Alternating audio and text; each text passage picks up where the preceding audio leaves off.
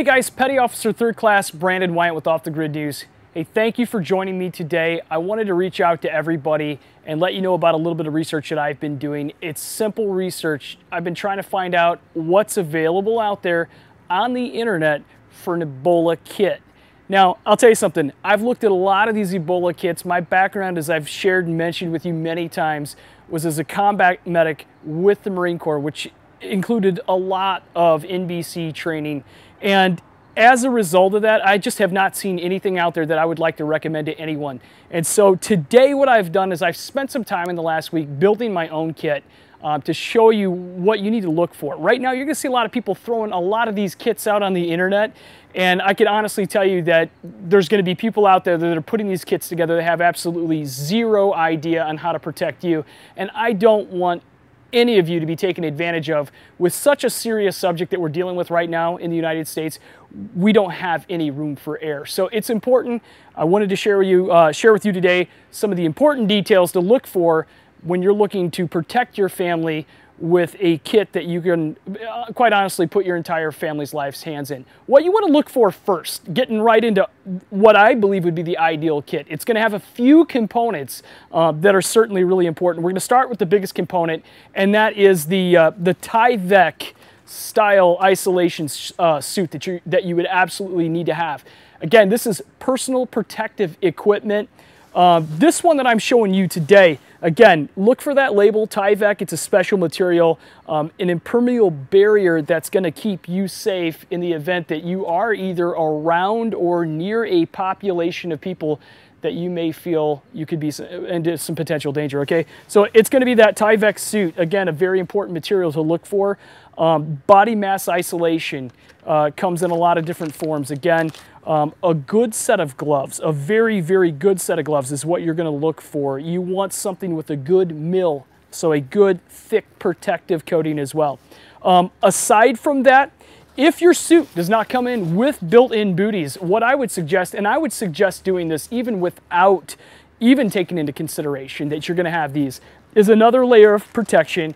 And I would include in your suit, if you're going to build your own, if you're going to go online and look for a reputable company to buy one from, they do sell these booties. It's just a great idea to really, in any opportunity that you get, to protect yourself again with that second layer.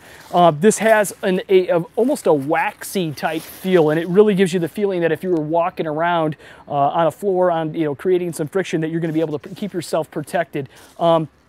Again, keeping into consideration the transference of these germs. The person that was in Dallas, that was a caretaker, quite honestly knew the limitations of the equipment, but when it came down to actually putting on the equipment, that wasn't the problem.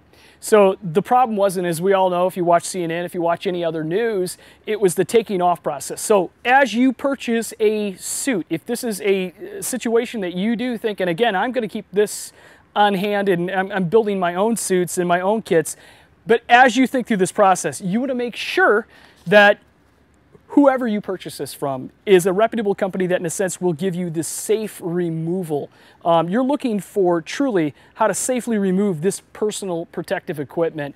That's a key component. And what I can tell you is this: the thing I need you to focus in on right now, because it cannot be even more serious, is have a buddy, have a partner that will literally read this list through you as you walk through. Don't cheat.